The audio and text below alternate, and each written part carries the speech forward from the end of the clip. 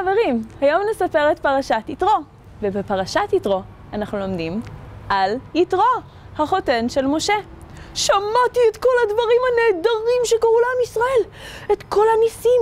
כל העמים מסביב שמעו על קריעת ים סוף ויציאת מצרים, ומה שהשם עשה לפרעה, המלך הגדול של מצרים, שלא נשאר ממנו שום דבר. על כל 10 המכות אני חייב ללכת למשה. ציפורה, ביתי. כן, אבא? בואי, תביאי את שני הבנים שלך, גרשום ואליעזר. אנחנו הולכים לפגוש את משה. משה! אבא, הולכים לראות את אבא! ייי! בוס, אבא, בואי, אמא, בואי נלך. הם הולכים לפגוש את משה ואת עם ישראל במדבר. משה, משה, זה אני, יתרו, החותן שלך, האבא של ציפורה, אשתך. יתרו, כמה זמן לא התראינו. וואו, מאז שעזבתי את מדיין, חזרה למצרים. אתה לא יודע מה קרה. אתה זוכר שאמרתי לך שהשם אמר לי ללכת לפרעה, להגיד לו לשחרר את עם ישראל ממצרים? נכון, זה היה נראה כמו הדבר הכי לא הגיוני, הכי בלתי אפשרי, שאז שאמרתי לך, כן, אני הולך, כי השם אמר לי שהוא רוצה לשחרר את עם ישראל ממצרים. מי חלם שבאמת עם ישראל שהיה במצרים 430 שנה כעבדים, יצאו ממצרים? אתה לא מבין, יצאנו ממצרים, ווואי, מה קרה ב10 מכות, ואיך מיהרנו, ואז הם רדפו אחרינו, ואז השם עשה לנו נס, והוא קרא את הים, ועברנו דרך הים לצד השני. אתה לא יודע איזה ניסים קרו לנו, השם הציל אותנו ממצרים. לא נשאר מהם זכר, הם כולם טבעו בים, הם לעולם לא יוכלו לתפוס אותנו יותר ולשעבד אותנו יותר לעולם. אנחנו בני חורין. יתרו שמע את כל הדברים שמשה סיפר לו, ושמח על כל הטובה שהשם עשה. ברוך השם שהשם עשה לכם את כל הניסים האלה. עכשיו אני יודע שהשם הוא המלך האמיתי, הוא האלוהים הכי גדול.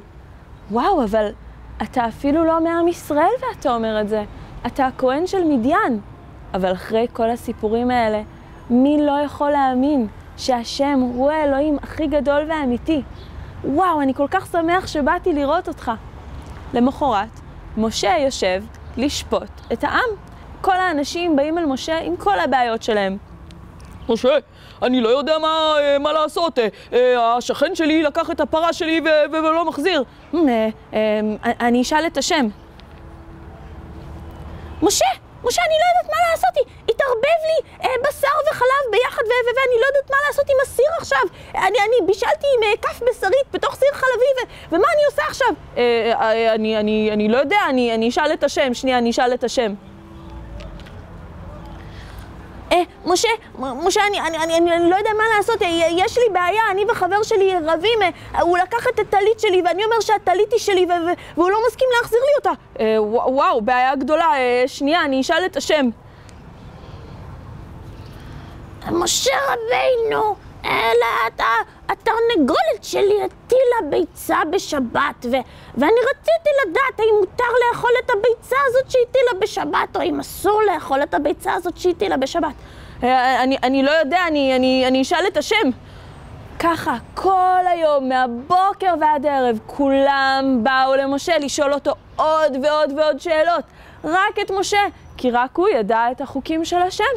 יתרו ראה את מה שקרה ואת איך שכל העם באים למשה מהבוקר ועד הערב, ואיך שמשה הוא היחיד שיודע לענות את התשובות, וכולם באים רק אליו. משה, זה לא טוב הדבר הזה שאתה עושה. אם תמשיכו ככה, אתה וגם כל העם הזה תיבלו כמו צמח שנובל. זה לא טוב מה שאתה עושה. אתה צריך אנשים שיעזרו לך.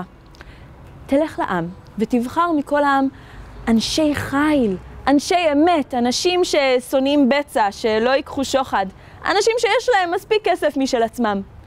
תלמד אותם את החוקים, והם יעזרו לך.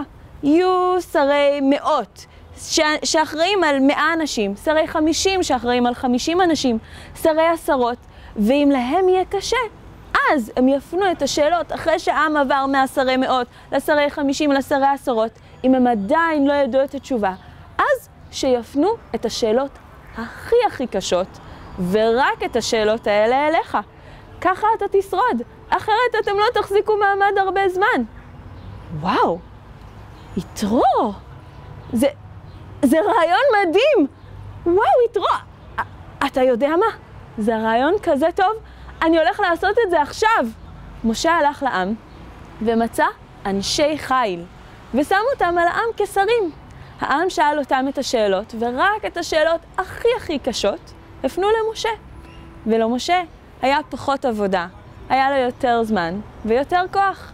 וואו, יתרו, אתה יודע, זה היה רעיון כל כך טוב וכל כך מהפכני, שאת הפרשה הזאת בתורה נקרא על שמך. מה? למרות שאני לא מעם ישראל?